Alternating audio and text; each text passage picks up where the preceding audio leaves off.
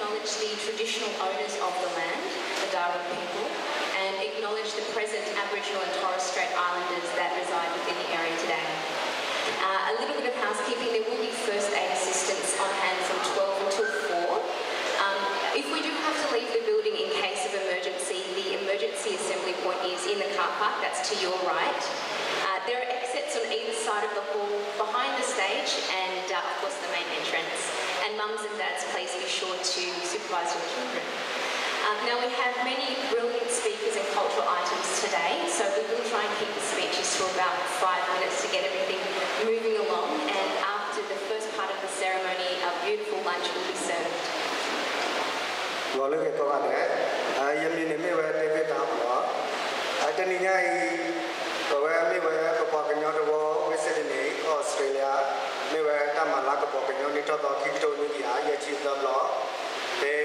January to see the law, Kito to see the law.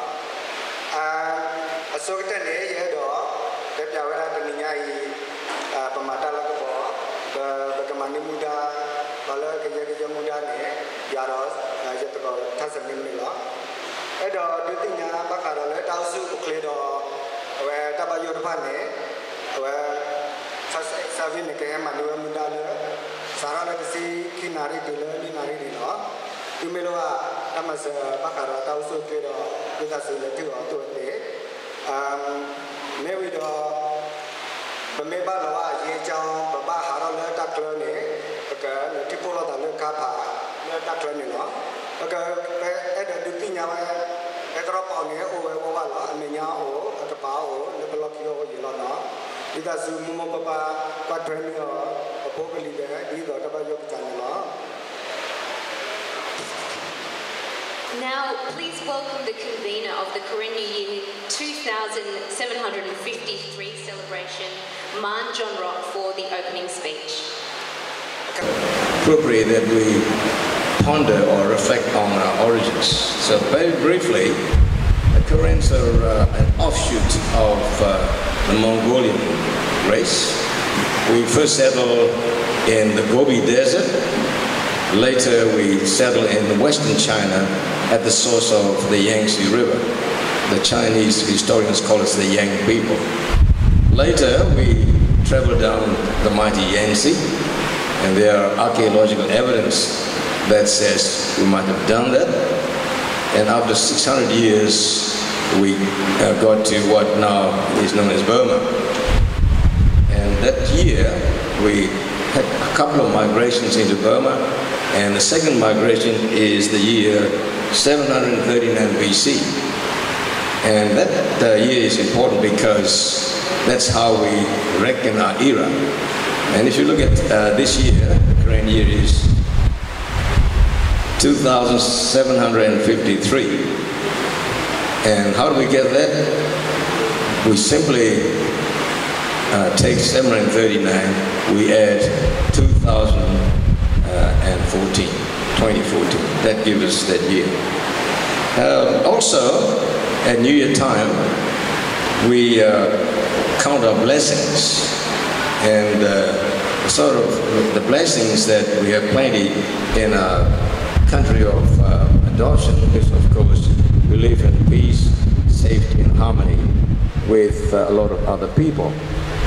We also count a blessing because as a community, we've had plenty of support and help from various service provider groups and organizations. And for that, we thank those organizations very much. And ultimately, our blessing is that we get support and assistance from the Australian people, and for which we acknowledge very gratefully. New Year is also the time when we look back at the previous years, see what sort of significant events have occurred, what are the implications, or what we can learn from these events. And what comes to my mind at the moment is the passing of Nelson Mandela. And we can spend a lot of time reflecting on the man's qualities and his various very courageous acts. But what comes to mind is the way that he engineered and oversees the reconciliation process in South Africa. And that is, I believe, a lesson that we should keep in mind, because that is what we are trying to achieve in terms of Burma as well. In 2013, we have two formidable ladies, women from Burma, and one's a Korean woman, now there's a Burmese woman. They're both very strong women. They both believe in multi-ethnic democracy in Burma.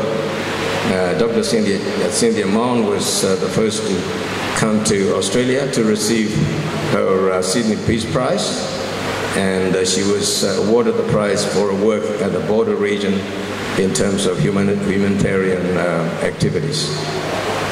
Unfortunately, because the government truncated a lot of the aids, overseas aids, she was left about quite a bit short in terms of funding her projects. So hopefully something will turn up. The second woman, of course, is the famous Aung San Suu Kyi, a Nobel Peace Prize winner, and a democracy fighter, a democracy leader in Burma. And she says a lot of things, very brave woman. She simply says that if you think Burma is going through a democratic process, think again. And she says that Burma will never be a genuine democracy unless the constitution is changed. The constitution allows the parliament to have 25% military representation. So what she's saying is that we should really, as a group, collectively, the world, international people should be asking the Burmese government to change their constitution, and that's what she's fighting for. And the New Year time, of course, is where we make resolutions.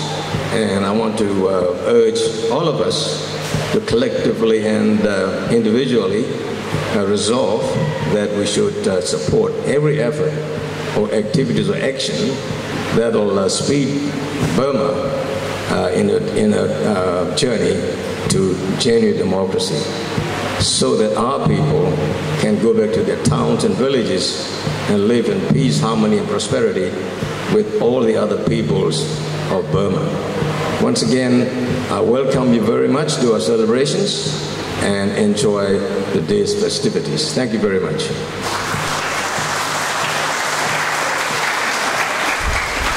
Thank you, Martin.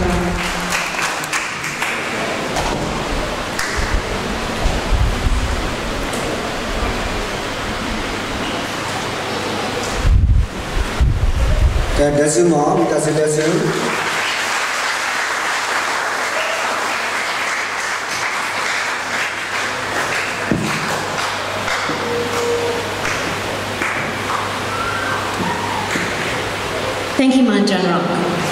Now, the next item is the Karen traditional Don dance.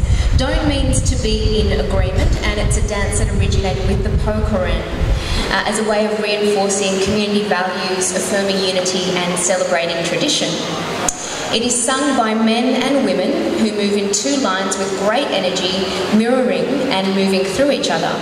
Traditionally, the Don dance can last up to an hour, but today our young Karen dancers have arranged for a shortened version for our entertainment.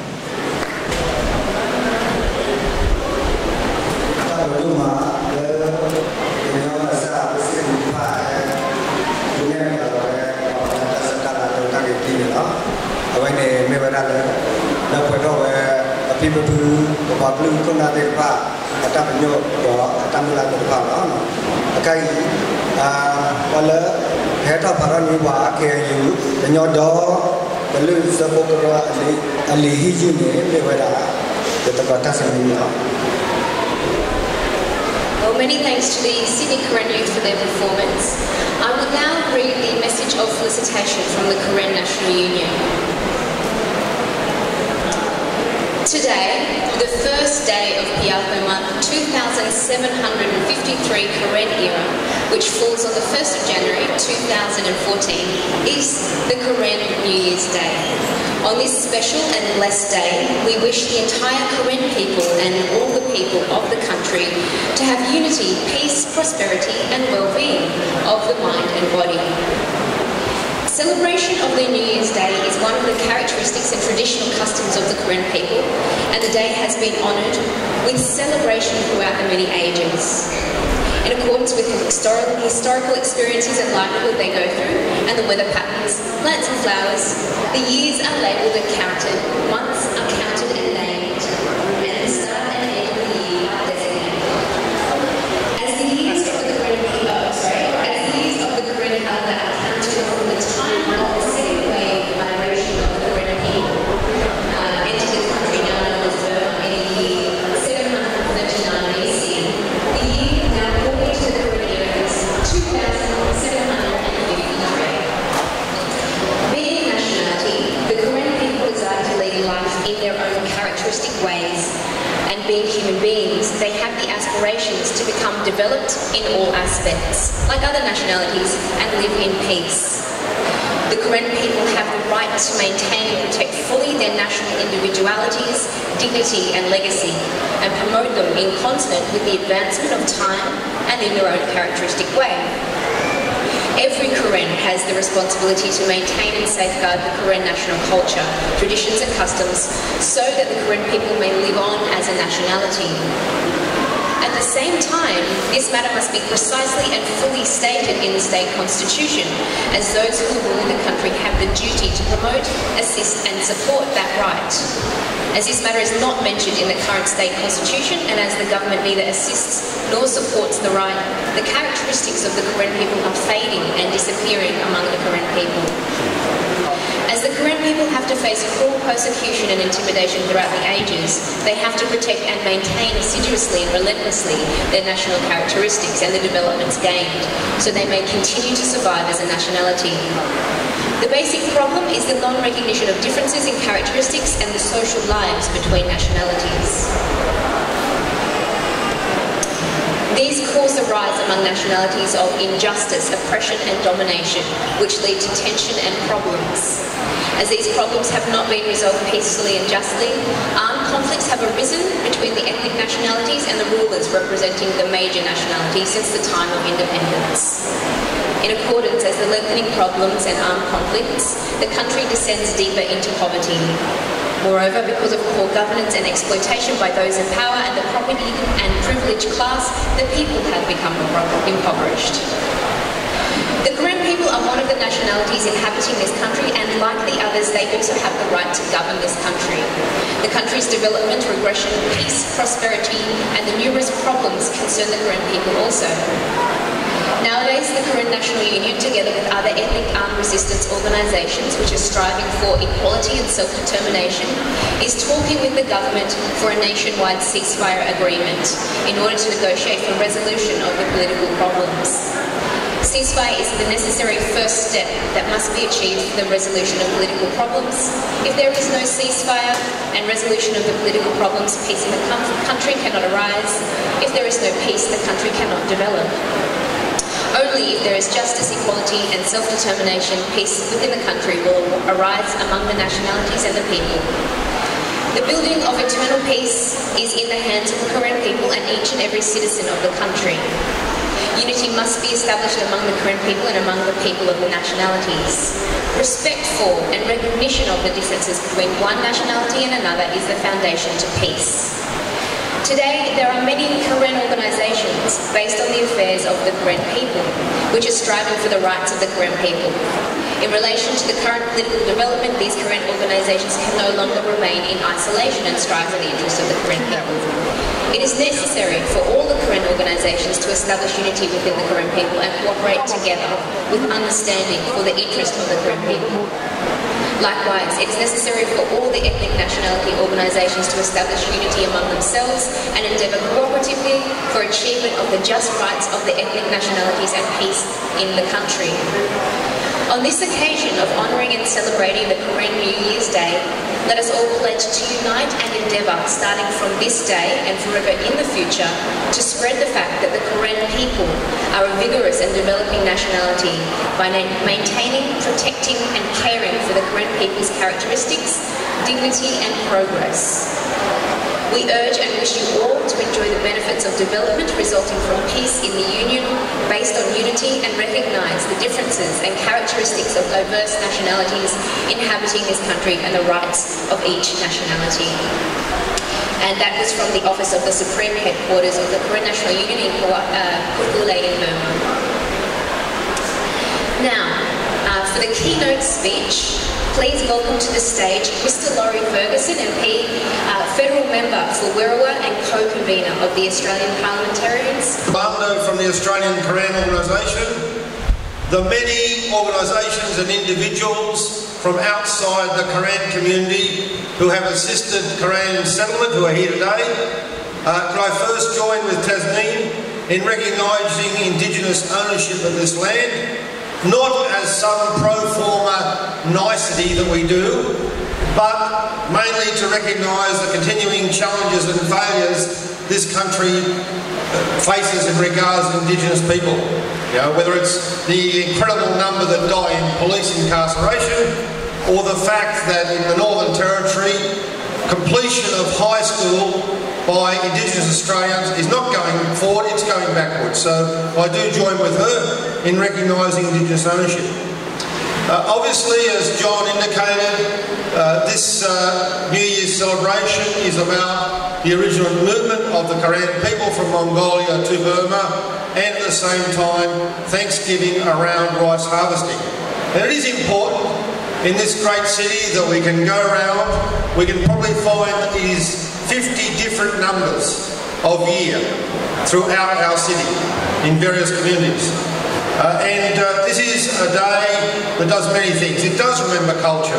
We've said it's about rice harvesting to a degree and how you came to Burma. Only last week I read a book about another movement of people from Mongolia, Genghis Khan. And an Australian wrote a travel book about his 3-year journey by horse across Mongolia, Kazakhstan, Russia, Ukraine and Hungary to the Danube River. And what he sees in that trip is the way that culture is disappearing. The connection with horse and nomads is disappearing. So it's important here today that we do use this as a celebration of culture retention, which is in some of the comments made earlier. I want to congratulate you in regards to your settlement. Some people who are very active around refugee policy do not know how important it is to make sure the Australian people have a positive attitude towards refugee settlement. You are one of the frontline communities that has been very successful in giving a positive message. And I'll just give you 2 anecdotes that to me indicate this success. Some years ago, Nick Shahady, the husband of our state government, State Governor Marie Bashir, pulled me aside and asked me if Chester Hill High School was in my electorate. I had to tell him, unfortunately, it's just outside. But what he said to me was that this is the Governor and his favourite school to visit in this state. And I think the strong Karen presence of that school, along with dedicated public school teachers, is the reason. You have been very successful and the educational outcomes is part of that. The other memory I've got about how successful the Karen and the broader Burmese settlement has been, in New Zealand about a decade ago I went there with a delegation in the Australian Parliament's Migration Committee, and the New Zealand government, in a quite racist fashion, but this is what they said that they were going to decrease the intake of certain refugee communities and positively take more Burmese. because they have been so successful. So in your newsletter I see about the football team, the involvement in the Fairfield Emerging Communities activity, the question of the open day at the TAFE, the question of educational outcomes. I want to congratulate you because unless you grab these opportunities for yourself, your children and the community, this makes it so much harder to defend refugee intake. The Australian people want to see outcomes like this, and I salute you. Finally, I want to talk about the question of the border struggle, and Dr. Min shows here. We, of course, celebrate the improvements in Burma over the last few years, but of course there is a struggle for constitutional change, whether it's the right of Aung San Suu Kyi to become the national leader, whether it's a reduction in the number of military members of the parliament, the question of the emergency as justification for undemocratic actions in the country, or the way in which the military continues to monopolise some important portfolios. So this year, of course, we have challenges in the parliamentary party, Parliament itself in regards to Burma. We lost at the last elections the most knowledgeable and the most active member of the Australian Parliament, Janelle Saffin, on these issues. She was an unfortunate loss, and of course one of the Liberals that's been active on this issue is now a junior minister. So it's important that the parliamentary party continues to struggle with you to push the Australian government that it is in the forefront of insisting on further democratic change in Burma and an absolute change in the way so little is spent on health and education and 20% on military. All of it's for the new year. I thank you for the opportunity to be part of it. All of it. Mr. Lord Ferguson, I have seen you. Lord, you are the little dollar, money, the little cariba, the silver, away Hilo, Hiba, away capital, the problem, Thanks very much, Mr. Laurie Ferguson. We now have two musical items. The first is a song reminding Karens to be united regardless of religion or what part of Burma you come from. And the second describes marching in unison towards Karen New Year. Okay.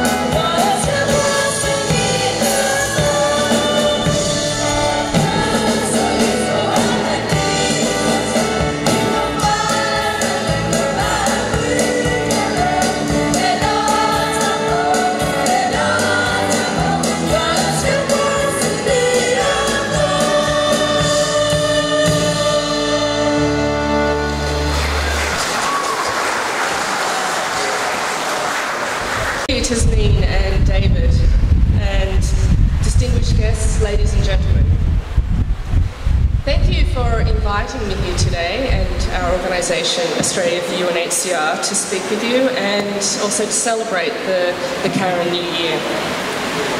This morning I wanted to take a few minutes just to reflect on the work of the UN Refugee Agency, the UNHCR, and its support to the millions of refugees around the world.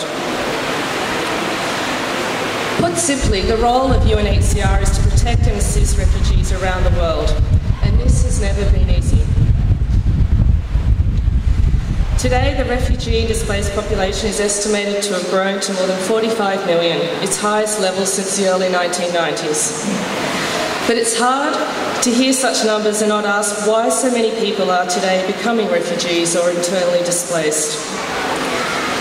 But to meet this huge challenge, UNHCR works with many partners around the world. Australia for UNHCR, my organisation, is an Australian NGO and part of UNHCR's fundraising network.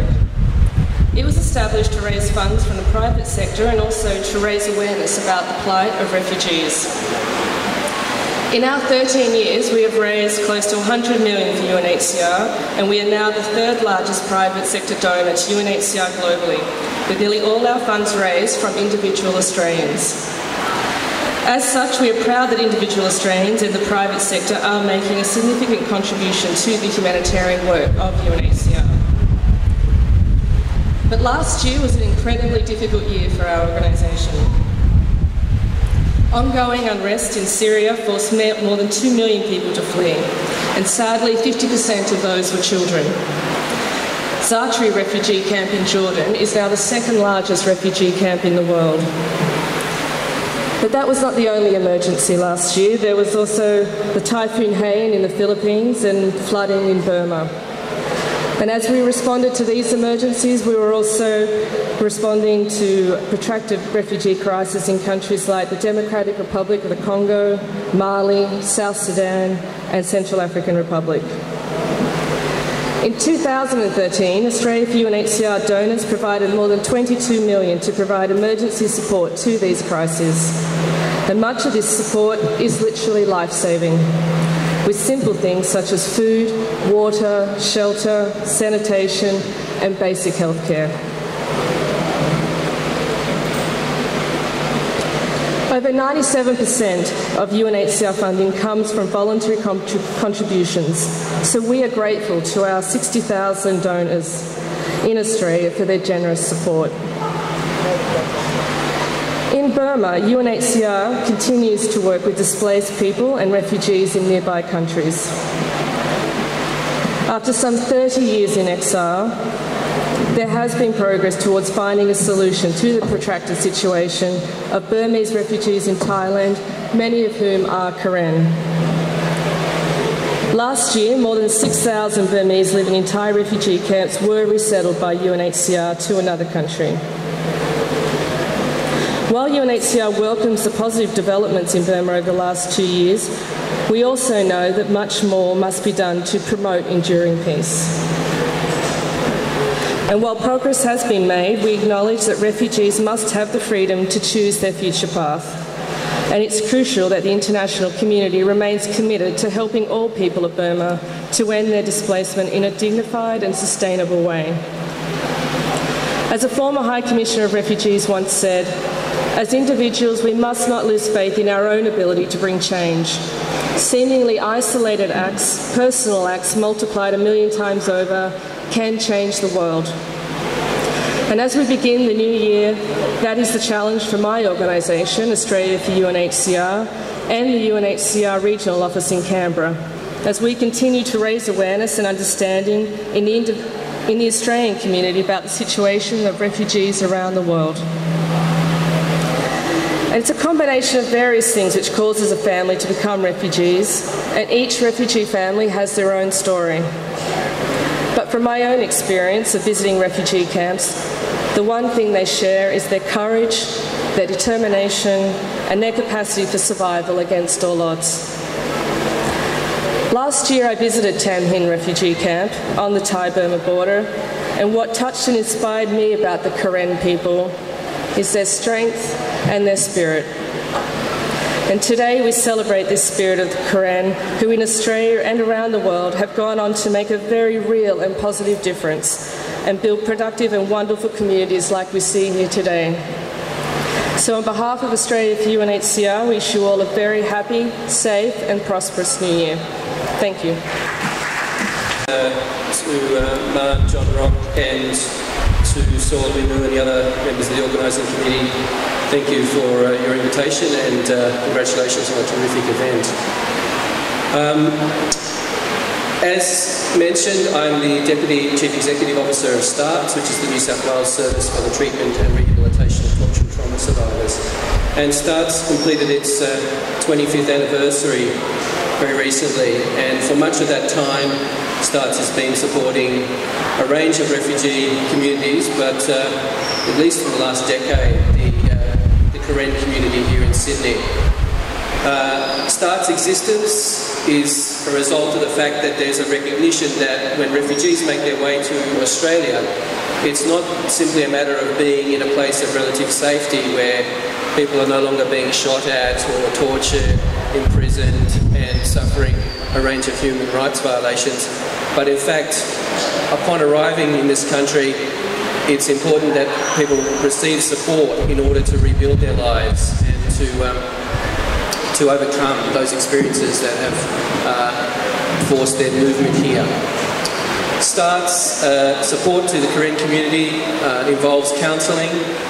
That's one of our major forms of assistance. But we've also found what's been very important is our engagement with the community at the level that the community recognises needs and being directed by community leaders and others in relation to the needs of the community. And in particular, some of the things that we've been supporting in recent years have been things like a community garden in Chester Hill that's very heavily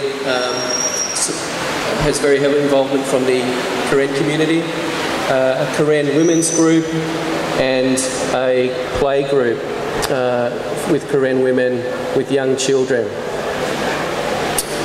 In doing all those things, what we're aiming to do is to support the community that has been affected by trauma as well as individuals.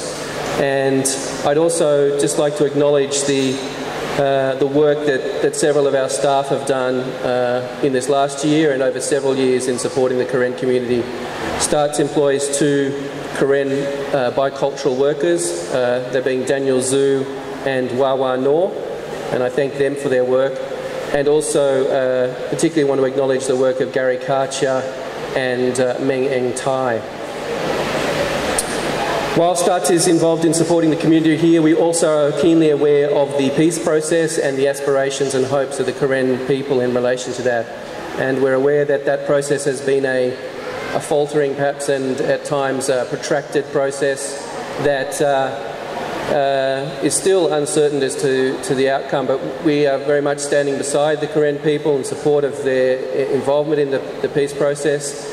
We recognise that peace is not simply the absence of war, but also it involves justice. And so STARTS is very keen to support the Karen community in relation to its efforts to bring about a just peace. Karen community and other ethnic communities in Burma.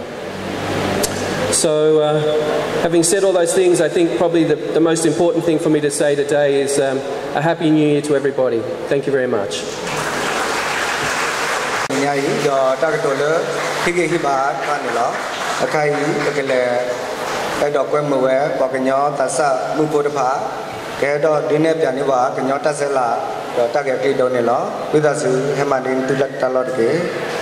From near and far to beautiful Karen state, and is a celebration of culture and unity.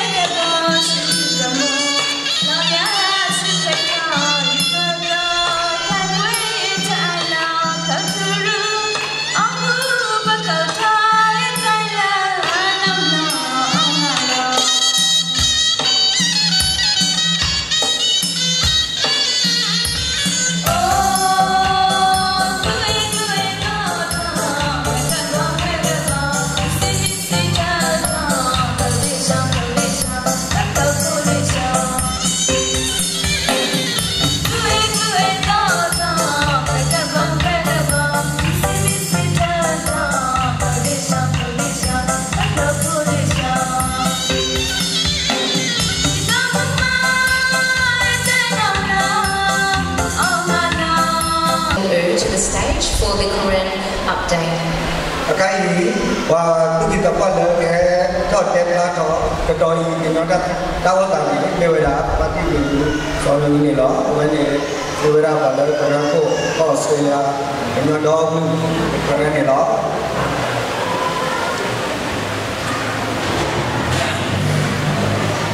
Thank you.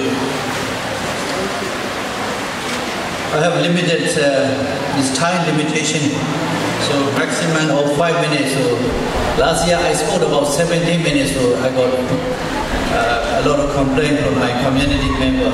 So I will make it short. But I would like to make a few concerns by the current community, and then this is important for the people. Huh? Okay. Let's start with the ladies and gentlemen, distinguished guests.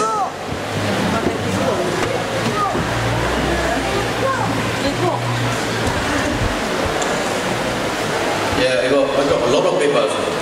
A bit of research.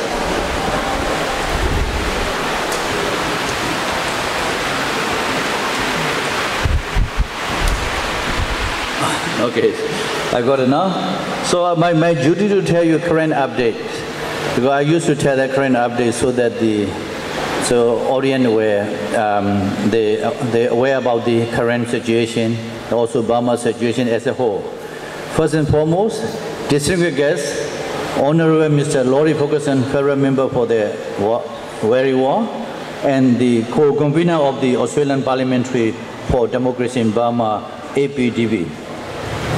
Ms. Shannon, Ms. Kelly, Director of the Communication of the Australian for UNHCR, Mr. Lachlan Murdoch, Deputy CEO START, also Dr. Susan Banky, Lecturer of the University of New South Wales, University of Sydney, and then Ms. Tia Rocco, CEO of the Urban Diversity Service at ADSI, is Ms. Malaysia Montiel, and then Executive Director of the CMRC, and respectable elder, family and member of the community, and my fellow Korean brother and sister, ladies and gentlemen. Good afternoon and Happy New Year to you all. First and foremost, I would like to acknowledge the landowner of this land where we are celebrating today. Pay our respect to the both elder, both past and present of the Darab nation. The Korean New Year celebration is significant to our national identity of the Koreans, and the Korean New Year Day Recognition Bill was passed on the 2nd August 1937, it was about 76 years ago, and then the first Korean New Year's Day was celebrated on the 21st December 1938. The Korean National Day is also called another word Korean New Year's Day, Korean National Flag, and Korean National Anthem were recognized by the British colonial government in Burma. That date was also formally acknowledged as being the year Korean era 2677, which is 17 years old as per calendar. So modern Burmese history has been marked by the decades of military rules, widespread human rights violations, and armed conflicts. Human rights abuses by the military regime in both conflict and non-conflict zones had been commonplace, with attack primarily aimed at the students, political component, and ethnic nationalities. Civil war taking place in Burma is for the war longest and starting in January 1949. It is astonishing that no significant international attention is paid to this conflict, despite the major humanitarian impact. The horrific human rights abuses committed by the Burmese army in the eastern Burma are well documented.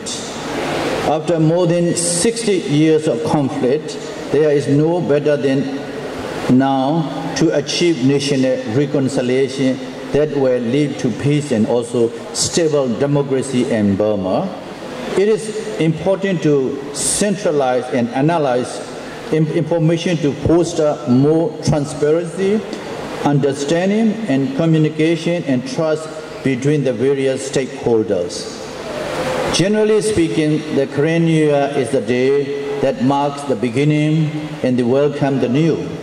This year, 1st January, will be celebration of the Korean, and people of many cultures around the world celebrate and embrace this special day in their own manner. As per our aim and objective of this celebration is to raise awareness of the current situation in Burma, where there is a need for more encouragement towards the true peace and national reconciliation, as well as to present the ongoing humanitarian crisis faced by Korean and many ethnic living in Burma, along the Thai-Burma border and along northern side of Burma, to extend help and assistance to those refugee and internally displaced people. Therefore, my sharing of the current updates will encourage you not only to know about current history and culture, but also our concern and requests can be known to Australian government. Firstly, I would like to acknowledge that Australian government is strongly committed to helping refugees and people who face serious abuses of their human rights. In this country, we have now had opportunity to call home Australia. We take the time to truly reflect our traditional way and belief. We are very proud of Australian government's ongoing commitment to restoring humanity, fairness, and integrity into Australian refugees while providing a high quality of the refugee resettlement services. However, I would like to talk about our concern on the Australian policy towards Burma today. Australia's foreign policy has shifted significantly since Senator Bodka, which is previous government, and since he became a foreign minister in the last previous government. All sanctions targeting Burma has been lifted, and Australia now has a policy of actively encouraging trade and investment in the former outskirt nation Burma. While the country maintained an armed embargo against Burma, earlier last year, Australia eased restriction on defense cooperation with the country, which includes humanitarian and disaster relief activity and peacekeeping. As Australia talks up the reform process in Burma, the previous foreign minister has made little mention of the ongoing human rights violation in the country. Why? Australia decided not to focus on human rights. Since June 2011, 250,000 of people have been displaced because of violence and military offenses and sectarian violence. Aid to these communities remain heavily restricted in clear violation of international law. Women and girls from the ethnic groups continue to face sexual violence, including rapes. Boys are forcibly recruited into the armed forces as child soldiers. The military is still conscripting villagers to work as a porter.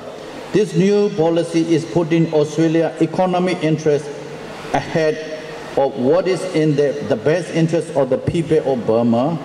Not only long ago, human rights were the primary focus of the Australian foreign policy on Burma, but now business, trade and investment have trumped the government's former goals. The Australian government seems to believe that foreign investment will alleviate poverty in Burma while ignoring the fact that unchecked investment might be extremely harmful to the millions of men, women and children in the country. I would like to explain more about Burma update, which will be consideration to set more appropriate Australian foreign policy on Burma.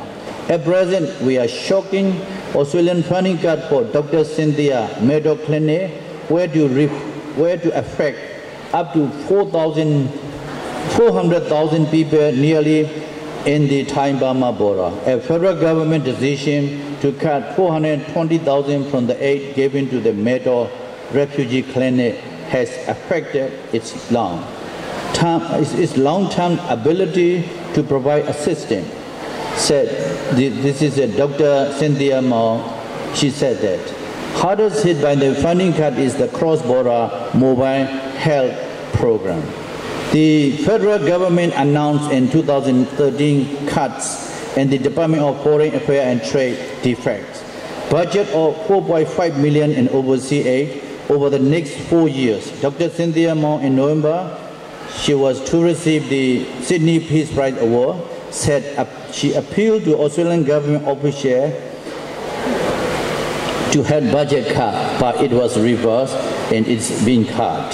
Many international donors are increasingly placing funding directly into Burma through Rangoon since the country undertook political reform, but there is often little adequate infrastructure to reach community in the border region. In fact, what we are really seeing in Burma is continued civil war along with the political dialogue, which is to be followed by the nationwide ceasefire, then more political towards genuine peace and national reconciliation. Burma has now undergoing a complex negotiation. It's not about peace at all, rather it is about power. The region wants absolute power and it is demanding that ethnic forces to surrender, to enter the legal fold. The ethnic nationality in turn wants an end to the abuses which are being perpetrated against the ethnic people. A new constitution that enshrines the principle of the federalism, a new federal armed forces, and through all of this, not only peace for their people, but real power, a significant degree of self-determination to manage their own affairs. This is what is happening in the stakeholder and about the negotiation. Democratization will bring foreign-funded resources, aid, investment, but money and resources alone will not bring happiness and peace to the 60 years victims of the aggression and human rights violations. What the ethnic nationality really requires is to be free from the control of the clutches of the dictatorial armed forces, free to work and live peacefully in their own homeland, where they can have the right to voice and work for the benefit of their own citizens. The Christian Solidarity Worldwide CSW today released a new report on human rights in Burma, following a 4-week fact-finding visit to Burma. Mr. Andrew Johnston, Director of the Christian Solidarity Worldwide CSW, said, our findings show that while there are some very welcome reforms in Burma, which should be acknowledged and encouraged, there remains a culture of impunity which needs to be addressed. There is an urgent need for the protection for the religious and ethnic minorities, inter-religious dialogue and peace building, humanitarian assistance for those displaced by the conflicts and violence, by a meaningful purpose of political dialogue involving all the ethnic nationality to end decades of civil war. The government of Myanmar, government of Burma must address these grave concerns as a priority, and the international community should develop a clear strategy to promote human rights and genuine democratic reforms, counter religious intolerance, promote reconciliation, and advocate protection of the freedom of religion or belief in Burma. Failure to do so will result in hope dishes and further instability, conflict, fear, death, and destruction. New Year is for hope, love, peace, security, and freedom for the people around the world, especially the most blessing of our being alert in all political aspects and uphold our national and political goal, collective ethnic leadership, which is to lead a political voice for the solution of the ethnic conflicts and to end civil war in Burma. May God grant the happiness, peace, and prosperous future to the Karen people and also Burma ethnic nationality on this special Karen New Year's Day. Thank you and God bless you. Thank you, sir.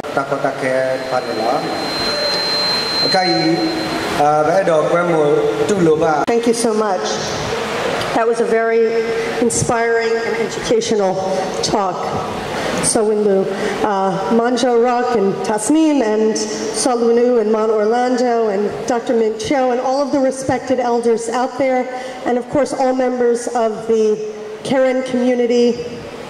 It's an honor to stand in front of you. 15 years ago I began my journey with the Karen people, visiting 7 camps in Thailand, the 7 Karen camps primarily, and the Maytao Clinic. And I can tell you that over those 15 years, what I have seen is a vibrant cultural and political struggle from the people of the Karen state. And that includes adults, it includes women, it includes the youth, and it includes the teachers. And over time, I have also seen that similar kind of struggle in Japan, in New Zealand, in the United States, in Europe, and now here in Australia. And yours, I want to say, has now become a double-pronged challenge. One is to maintain your culture in the face of resettlement. And as we can see from today's celebration, you have thus far succeeded in this, with the beautiful songs and the beautiful costumes and the beautiful dances. And your second challenge is perhaps the greater one, and that is to make a change in Burma. And you here in this room know better than I do that the international community has been lazy in its analysis of Burma. Sometimes they hear the words of Aung San Suu Kyi, but they don't listen to the words of Dr. Cynthia Mao. What we hear from the community is that the ceasefire is not genuine. What we hear from the community is that the conditions are not right for return. And what we hear and what we heard from the MP Ferguson and what we've heard from Dr. Cynthia Mao is that there is not sufficient funding for health and education within Burma right now for the Karen or for any of the ethnic communities to be comfortable returning and to be comfortable that the building of the country to which you have devoted your hearts is ready for your time and your attention. And also, as we noted from Lachlan Murdoch, the idea that we now have a very faltering peace process. It is not clear at all what is genuine about this peace process. And as Solwyn Oo said, what we're also looking for is this idea that we have a peace process that is about power and not about peace. So that's a big challenge, right? Those two challenges that I've just talked about. But what I have seen from this Karen community, and it's not the only community that I have seen, what I have seen is that you have the qualities over time to make this succeed. First, you have education, you have unity, and you have community. The second thing that you have, and that I have seen over 15 years, is the ability to adapt. Ability to adapt to changing circumstances. This is both on the easy technical level of having your leaders adapt to things like the internet, of relating more to the international community in ways that you know the international community will listen. It also includes things like using electronics when you have your celebrations, so that in all ways the Karen community is keeping its core values of unity and education and community, but also and the ability to adapt. And I'm going to keep it short and now just wish you a Happy New Year in 2753, this the Karen era. Thank you so much. Ms. Skelly, we'd like to present you with some flowers.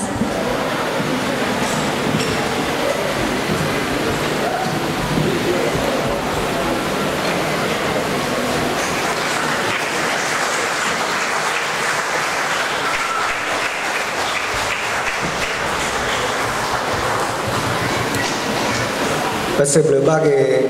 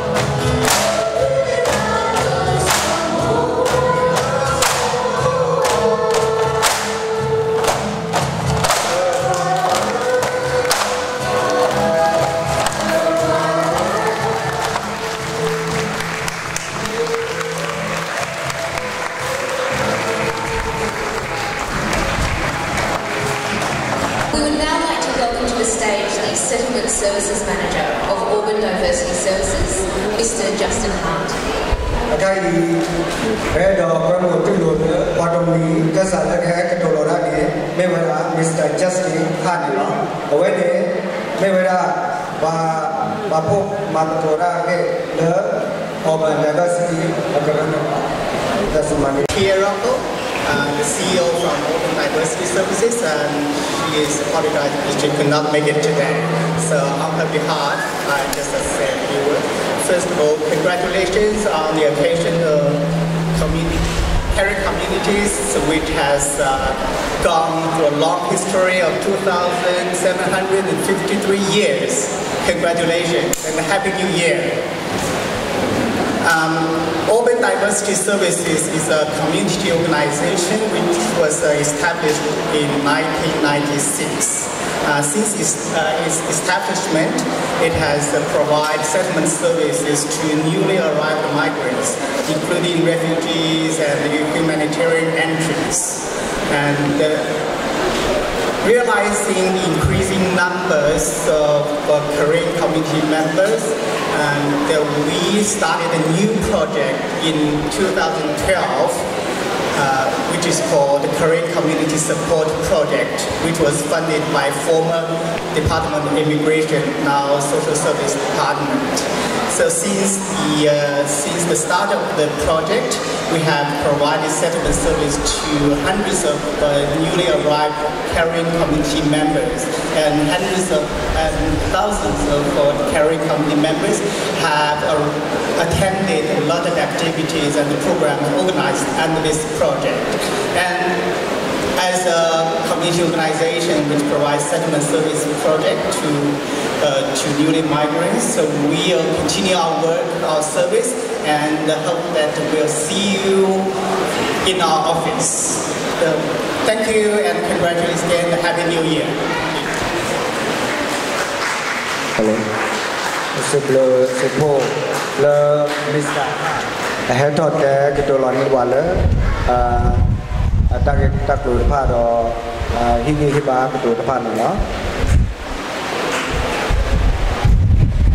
Please now welcome to the stage Ms. Melissa Monterio, the Executive Director of the Community Migrant Resource Centre. Good morning and a very happy New Year. Let me start by acknowledging Laurie Ferguson, the convener, John Rock, elders of the community, and my dear friends. A very good morning and thank you to the convener and to the committee for this invitation. Thank you for inviting us to speak at this Karen function and this Karen New Year celebration here in Granville this morning. I am delighted to be here, as the New Year is a time for renewal and hope. It is a time where we wish typically our friends and family good things, peace and prosperity. The CMRC has been privileged to work with the Karen community in the last few years. Victor Saw is a settlement worker and he is very passionate about the community and is always trying to see how the organization can link services to better the settlement of the Karen community in and around Sydney. We are a community-based, not-for-profit organization working towards the successful settlement of a number of communities. As I was preparing for this talk, and I was wondering and thinking about what the message should be this morning, hope is what came to my mind. We are here, and I thought we are celebrating in Sydney the Karen New Year. I thought, what does New Year mean to the community here?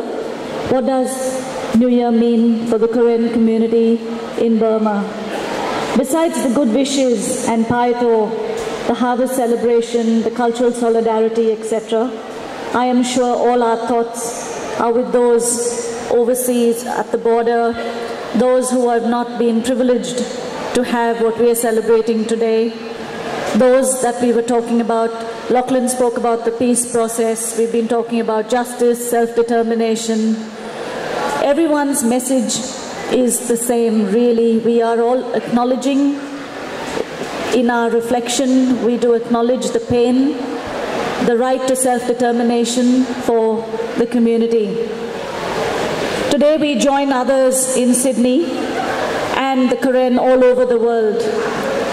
Today is the best time. What better time, I would say, is for us as families and community to reflect and to renew our hope and to celebrate with each other this very auspicious day, being a very happy New Year. On behalf of my organization, the Community Migrant Resource Center, I wish each and every one of you here a very prosperous, happy New Year. May you have a great year with prosperity and with peace, and we hope to work more closely and get towards that peace process, and that 2014 may be one of the best years with better outcomes for the whole Karen community. Thank you.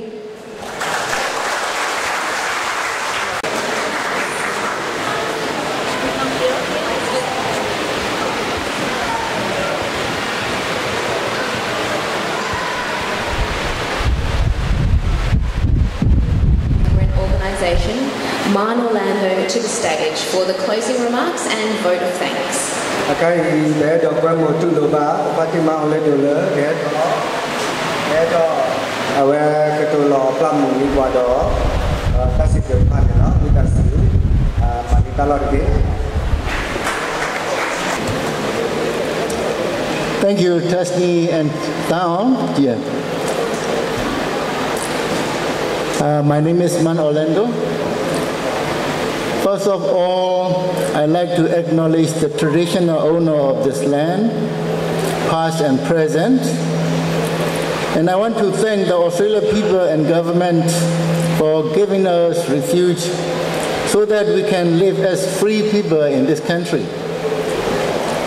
We want to express our heartfelt gratitude to our keynote speaker, Mr. Laurie Ferguson, member of Wariwa, for giving us a speech of encouragement. He has always participated in celebration of our Grand New Year and has always given his precious time for us, to which we are extremely grateful.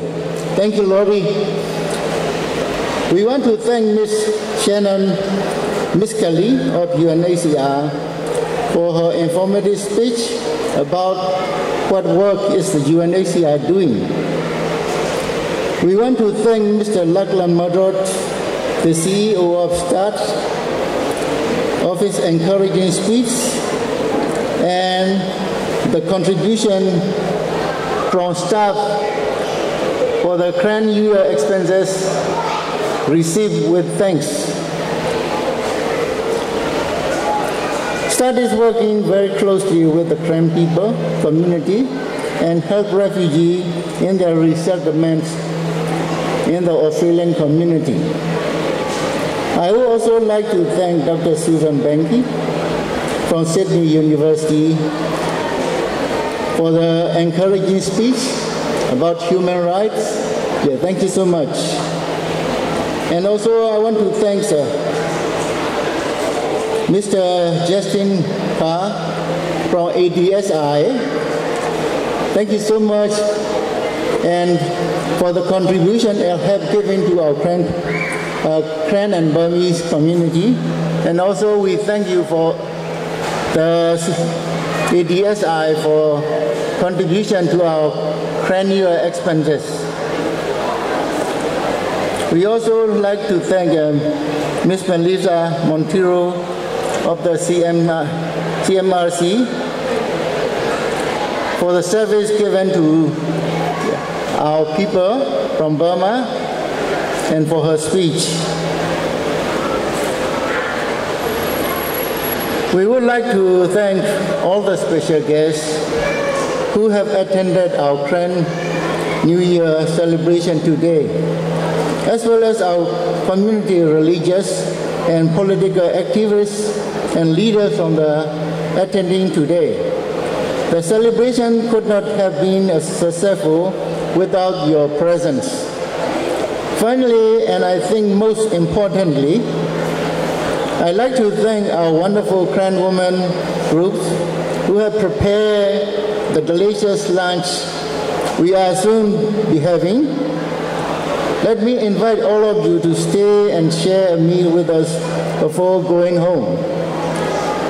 The coming of the new year represents hope and possibility. Let us not forget those who still remain in Burma, who are in the dark.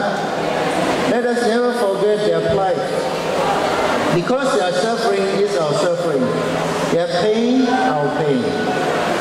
May the new year allow us to focus our energy on helping to transform Burma in whatever way we possibly can. No matter how small the contribution, it makes a difference. May this coming new year be fulfilling and successful for each and every one of you today.